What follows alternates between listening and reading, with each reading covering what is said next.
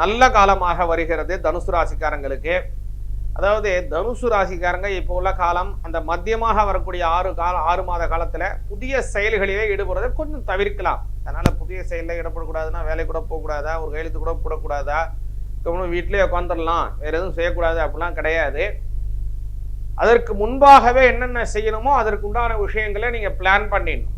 ஒரு புயல் காத்து வர்றது, திடீர்னு ஒரு புயல் காத்து வருது, அதனால நம்ம என்ன செய்வோம், வீட்டை விட்டு கொஞ்சம் வெளியில போக மாட்டோம். அதுக்கு நம்ம வேலையை பார்க்காமலே இருந்துருவோமோ, ஆன்லைன்ல வேலையை எப்படி செய்யலாங்கிறத பார்ப்போம், இல்லைன்னா ஃபோன் மூலியமா ஏதாவது செய்ய முடியுமான்னு பார்ப்போம்.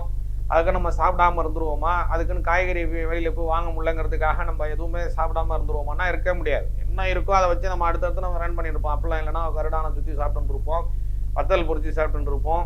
இல்லைன்னா என்ன அதுக்கு முடியுமோ, வத்த குழம்பு, சாதா குழம்பு இல்லைன்னா வத்த குழம்பு வச்சு சாப்பிட்டு இருப்போம் இல்லையா. அதுக்குன்னு சாப்பிடாம இருக்க போறது இல்லை, அதுக்குன்னு நம்ம எதுவும் செய்யப்படாது இல்லை. அதே மாதிரி தான் நமக்கு சூழ்நிலைகள்